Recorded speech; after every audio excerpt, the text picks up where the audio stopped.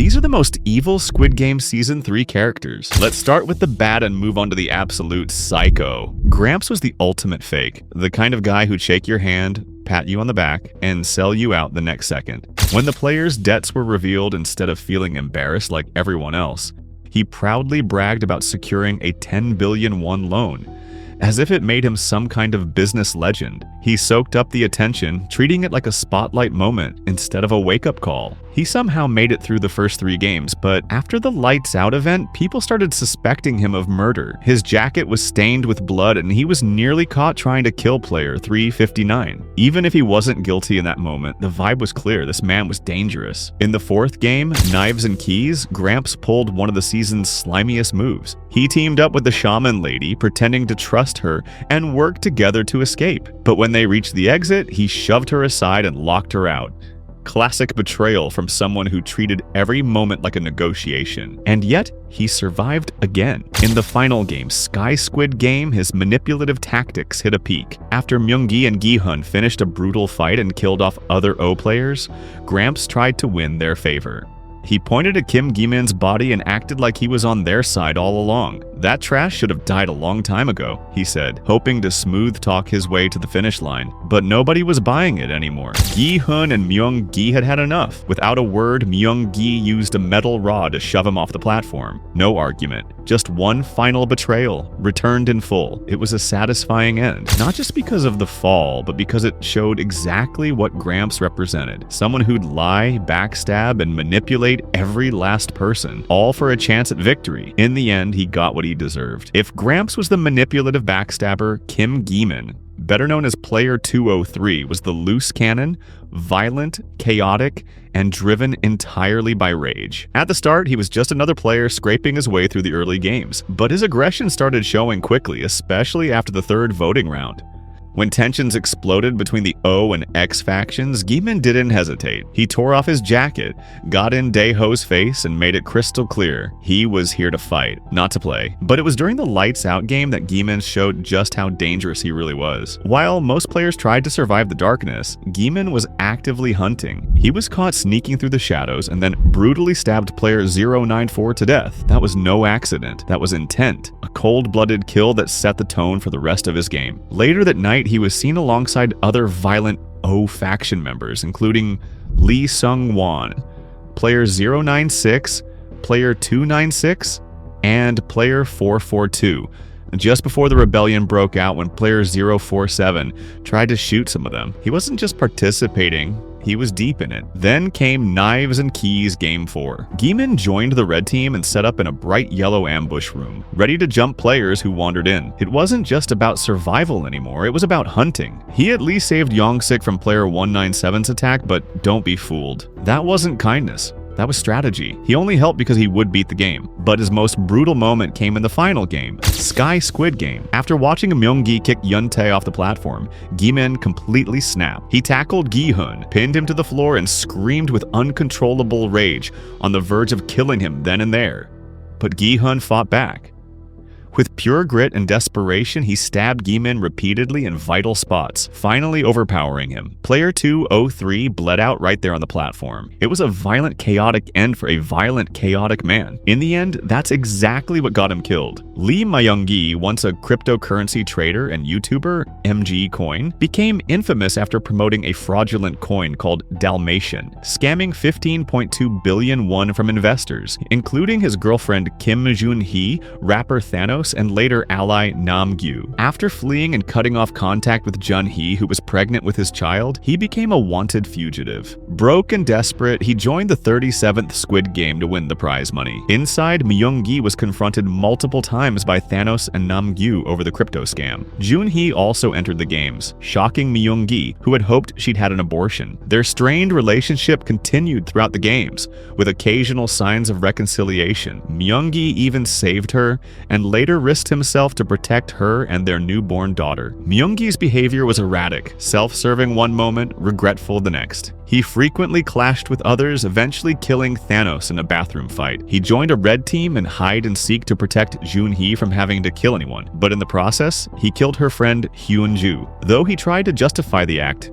Jun-hee knew he just wanted to kill for more money, and acted cold towards him. As the games progressed, Junhee died by suicide after knowing she was unable to complete the jump rope game due to her injury. Her baby became player 222 under Gi-hun's care. Myung-gi, devastated by Junhee's death, but still morally conflicted, tried to protect his daughter, sometimes allying with Gi-hun, sometimes undermining him. In the final Sky Squid Game, the players had to sacrifice others to progress across towers. Myung-gi initially cooperated with the team, killing Min-soo and another player, but defected to Gi-hun's side to protect his daughter. Eventually, he revealed himself as her biological father and rejected the team's cruel plans to use others' sacrifices. After a brutal final confrontation between him and Gi-hun, during which Myung-gi nearly killed both Gi-hun and the baby, he had an emotional breakdown. In the end, both men fell from the tower during their fight.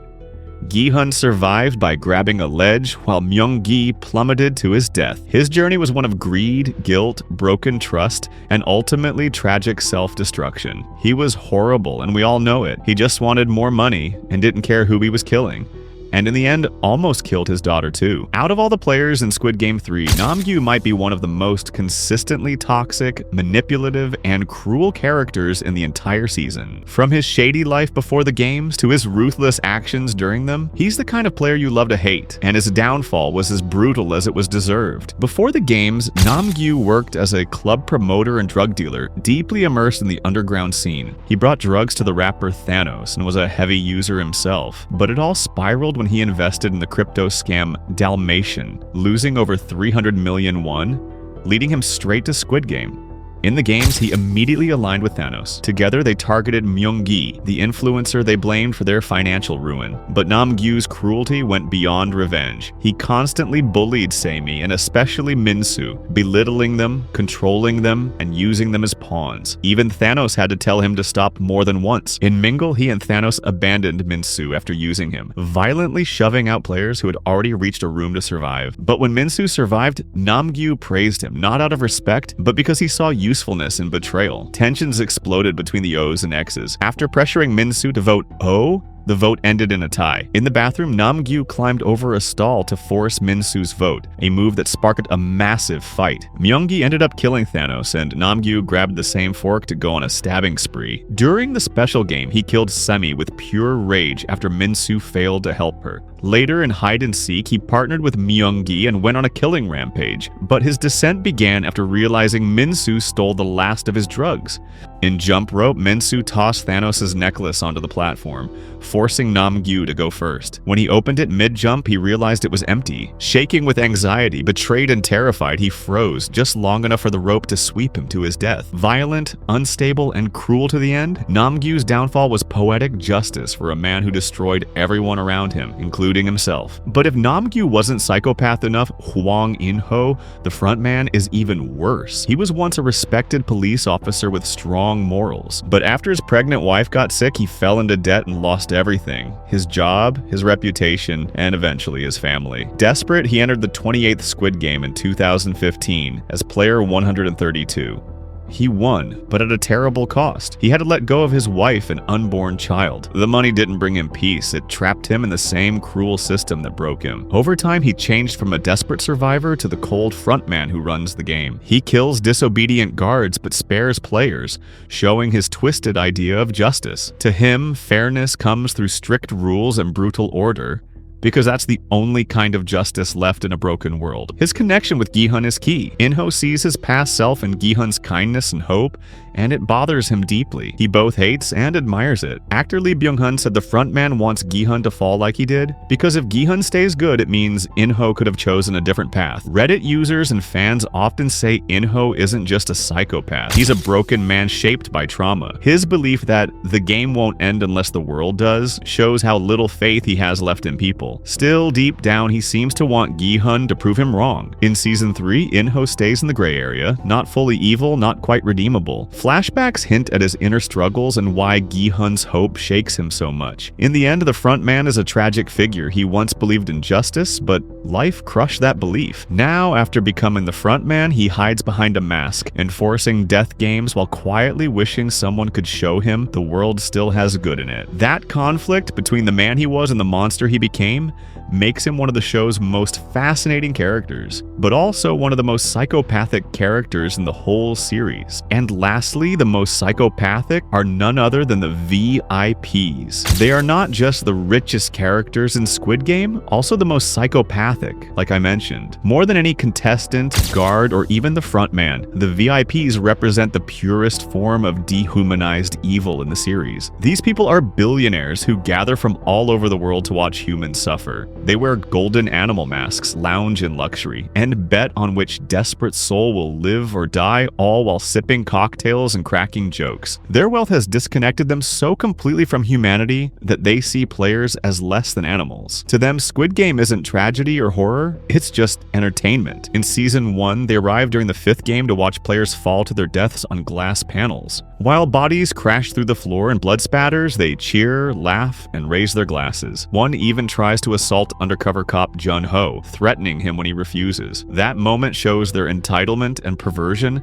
They don't just want violence, they want complete control over others. Unlike the frontman, who is clearly conflicted and haunted, or the players who kill to survive, the VIPs are cold sadists. They fund the games. They invented the games with Il-nam. They casually treat death as a wager, and even children like Kim Jun-hee's baby in Season 3 are fair game to them. When the frontman proposes that the baby take her dead mother's place, the VIPs agree without hesitation, turning an infant into a literal pawn in their psychotic amusement. In a world filled with desperate people and broken morality, the VIPs are monsters who never had to do anything. They choose cruelty for fun. That's what makes them so terrifying. They're not victims of circumstance, but predators in silk robes. Where others are twisted by trauma, they are born into power and use it to mock suffering. They are not just rich villains, they are the pure embodiment of moral rot, vultures in velvet who laugh while the world burns. If you don't subscribe right now, Gramps is coming back in Season 4 as a VIP.